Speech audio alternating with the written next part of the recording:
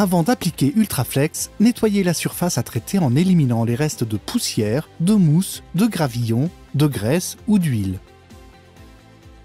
Si vous souhaitez appliquer Ultraflex sur des supports en mauvais état, utilisez Ultraflex Sealant ou un mastic polyuréthane afin de colmater les fentes, les fissures ou les joints larges.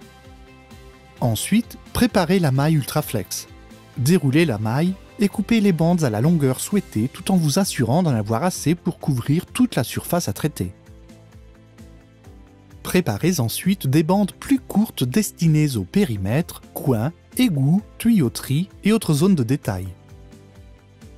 Posez la maille et assurez-vous de disposer de tout ce dont vous avez besoin avant d'ouvrir le récipient d'Ultraflex.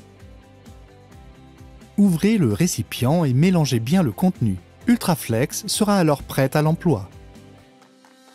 Utilisez un rouleau résistant au solvant et appliquez toujours une première couche généreuse d'Ultraflex sur le support.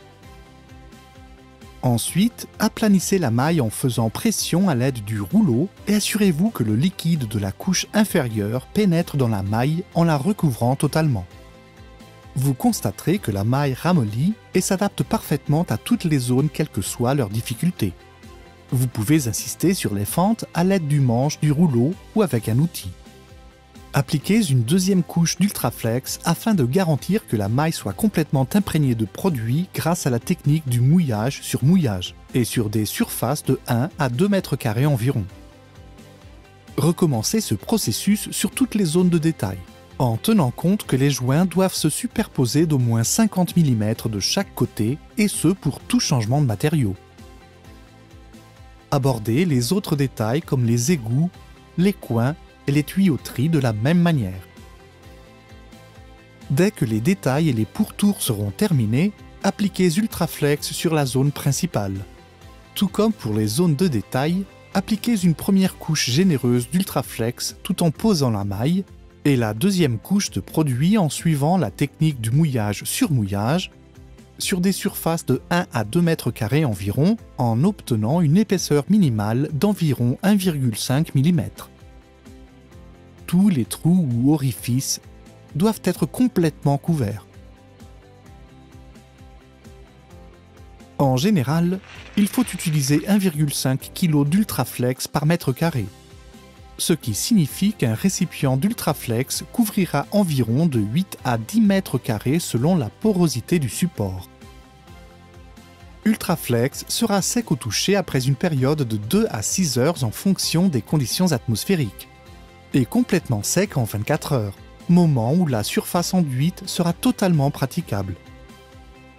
Appliquez une fine couche d'Ultratop Top Coat pour obtenir une finition satinée tout en renforçant la résistance aux intempéries et aux rayons UV les plus intenses.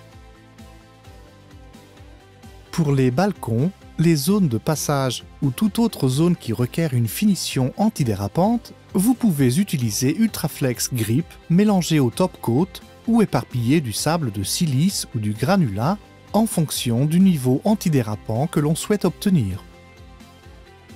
Dans ce cas, utilisez de la bande adhésive pour indiquer la zone de finition et appliquez une fine couche d'Ultratop.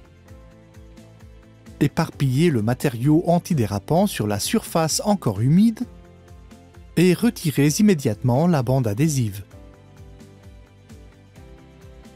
Éliminez la matière antidérapante excédentaire dès qu'Ultratop sera sec, après 25 minutes environ. S'il pleut durant le processus d'imperméabilisation, il faut arrêter l'application. Toutefois, le travail déjà réalisé ne sera pas endommagé car Ultraflex est résistante à l'eau dès que la maille est encapsulée. Dès que vous aurez terminé d'appliquer Ultraflex, contrôlez la zone pour vous assurer que toute la surface est entièrement recouverte et qu'elle a un aspect uniforme sans orifice. S'il vous reste de l'Ultraflex, vous pouvez le conserver dans des seaux en plastique hermétique et l'utiliser quelques semaines plus tard. Une pellicule pourrait se former sur la couche supérieure. Si c'est le cas, il suffit de la retirer et le produit sera de nouveau prêt à l'emploi.